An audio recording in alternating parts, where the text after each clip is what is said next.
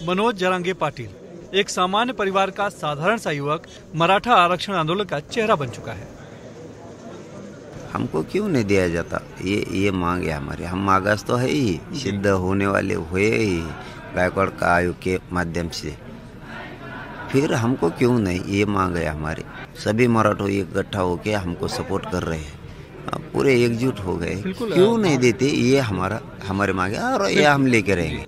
42 साल का मनोज का परिवार मूल रूप से बीड़ जिले का रहने वाला है, लेकिन तकरीबन 20 साल पहले सूखे से परेशान होकर उनके पिता जालना के अंकुश नगर की मोहिते बस्ती में आकर बस गए थे।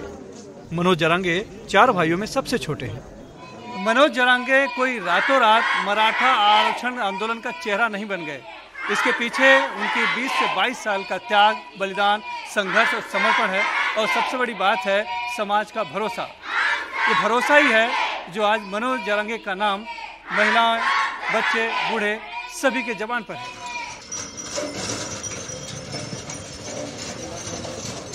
मराठा आरक्षण आंदोलन का केंद्र बन चुके अंतरवाली सराटी गांव के सरपंच पांडुरंग तारक उनकी जमकर तारीफ करते हैं। उनको भरोसा करने के लिए उनके पास सब कुछ है। उनको पेमेंट की जरूरत नहीं, पैसे की जरूरत नहीं, कुछ भी नहीं चाहिए उनको। सिर्फ उनको ये की चाहिए, हमारा समाज के लिए काम करना है, बस काम करना है। मनोज जरांगे के साथ पिछले 7 आंदोलनों में साथी रहे पिंपल गांव के गणेश महाराज बोचरे बताते हैं कि मनोज की ईमानदारी सबसे बड़ी पूंजी है। और ईमानदारी जो है उनकी, वो ईमानदारी हमारे दिल में बैठी और समाज के लिए करने का तो जी भर के और दिल दे के करने का, ये जो बात है। और एक बात बोले, जो बात बोले वो बात करके रहेंगे और उनसे पीछे नहीं हटने का। लोग बताते हैं कि मराठा आरक्षण आंदोलन को जिंदा रखने के लिए मनोज जरांगे ने कुछ साल पहले अपनी 2 एकड़ की जमीन भी बेच दी थी। समाज के लिए किसी को भी कोई परेशानी होगी तो उनको साथ देना, क्या परेशानी है, क्या नहीं, कुछ चल रहा है, किसका क्या चल रहा है, सब देख रेख करना। पहले से ही करते।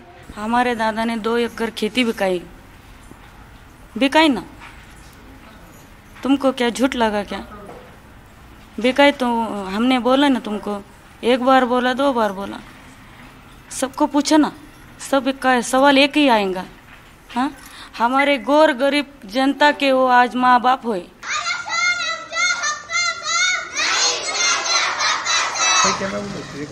अंकुश नगर की मोहिते बस्ती में जब हम पहुंचे तो सीमेंट सीट के छत वाले छोटे से घर के सामने मनोज जरांगे के 80 साल के पिता चटाई बिछाकर बैठे थे और मनोज की पत्नी सुमित्रा टीवी पर अपने पति की खबर देख रही थी। बच्चे स्कूल में पढ़ाई करने गए थे।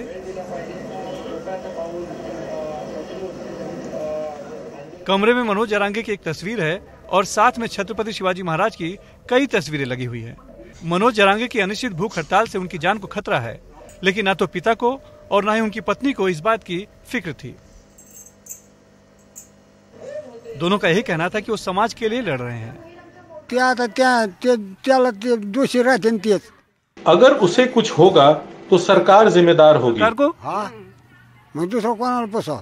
त्यांची काळजी पण सरकारने घ्यावा। चिंता तो होती है, लेकिन सरकार क्यों नहीं आरक्षण देती है? वो अपना हक मांग रहे हैं, समाज के बच्चों के भविष्य के लिए लड़ रहे हैं। हम सब उनके साथ हैं। थोड़ा सा वेळ द्या, थोड़ा म्हणजे किती द्यायचा। 12वीं तक पढ़े मनोज जरांगे की शुरू से ही समाज सेवा में दिलचस्पी रही है। पढ़ाई छोड़ने के बाद कुछ दिनों तक उन्होंने एक होटल में काम भी किया। राजनीति में भी हाथ आजमाते हुए जालना जिला युवा कांग्रेस के अध्यक्ष भी रहे, लेकिन विचारधारा को लेकर मतभेद की वजह से जल्द ही पार्टी से इस्तीफा दे दिया। उसके बाद साल 2011 में शिवबा संगठन की स्थापना की और गांव-गांव जाकर मराठा समाज को संगठित करने का काम शुरू किया। इसके लिए आंदोलन, पदयात्रा और भूख हड़ताल का एक लंबा सिलसिला चलाया। 2021 में तो पिंपल गांव में आरक्षण को लेकर 90 दिनों तक आंदोलन किया। इससे मराठा समाज के लोगों में उनकी अच्छी पैठ बन गई, लेकिन वो मराठवाड़ा इलाके तक सीमित थी। जालना में 1 सितंबर 2023 को अंतरवाली सराटी गांव में चल रहे उनके आंदोलन पर पुलिसिया लाठीचार्ज के बाद जिस तरह से मराठा समाज ने हिंसक प्रतिक्रिया दी, उसके बाद रातों रात मनोज जरांगे मराठा आंदोलन का इतना बड़ा चेहरा बन गए कि खुद मुख्यमंत्री एकनाथ शिंदे को जालना के उस गांव में आकर उनका अनशन तुड़वाने की अपील करनी पड़ी और आश्वासन देना पड़ा। लेकिन वो आश्वासन समय पर पूरा नहीं हो पाने पर मनोज जरांगे एक बार फिर से आमरण अनशन पर बैठे हैं और सरकार के हाथ पैर फूले हुए हैं। जालना के अंतरवाली सराटी गांव से कैमरामैन प्रवीण रोहित के साथ सुनील सिंह, NDTV इंडिया के लिए।